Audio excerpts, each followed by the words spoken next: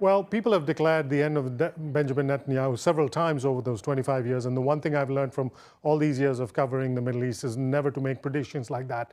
Remember that this government is hanging on the thread, this new government. It would take Netanyahu, basically, all he'd need to do is peel away one member of the Knesset, one member of parliament from the coalition, and the coalition collapses, and it gives Netanyahu another chance. And he has said openly that that's what he's going to try to do. He's going to try to bring down the coalition.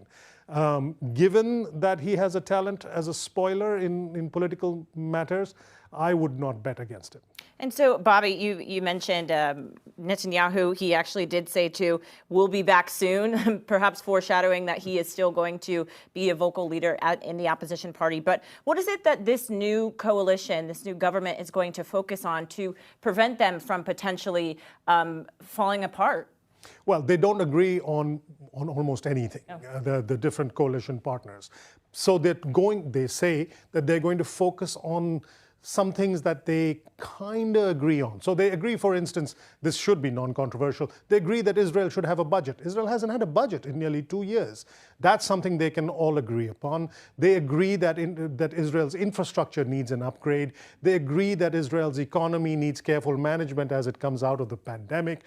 Those are potentially non-controversial things. The thing, though, is that in Israel, as in many other countries, politics has a tendency to be unpredictable and come up and slap you in the face despite your best efforts and your best interests. And I suspect that before too long, all those areas where these coalition partners don't agree, those areas will become front and center. And so what happens between the Biden administration and the new regime in Israel moving forward, Bobby? Well, the symbolism is very important. Biden called up the new Prime Minister, Naftali Bennett, within hours of his signing on, and issued a statement congratulating the new government, assuring them of American support.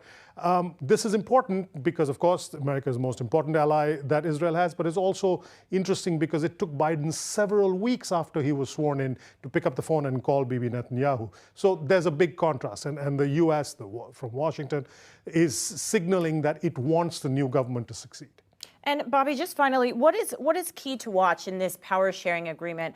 It's really sort of fascinating how these leaders are going to be splitting up their roles in this new government. Can you just explain that a little bit to us? Well, so the two key people to watch are the Prime Minister, Naftali Bennett, and the Foreign Minister, Yair Lapid, Lapid will become Prime Minister 2 years from now if the coalition lasts that long. They are very, very different people. Naftali Bennett is to the right of Bibi Netanyahu. He's very, very pro-settlement, not interested in making a deal with the Palestinians. Yair Lapid has a much more moderate approach to this. He's center-left, and would like to see some progress in discussions with the Palestinians. So that's the dynamic. That's where potentially things could get unpleasant.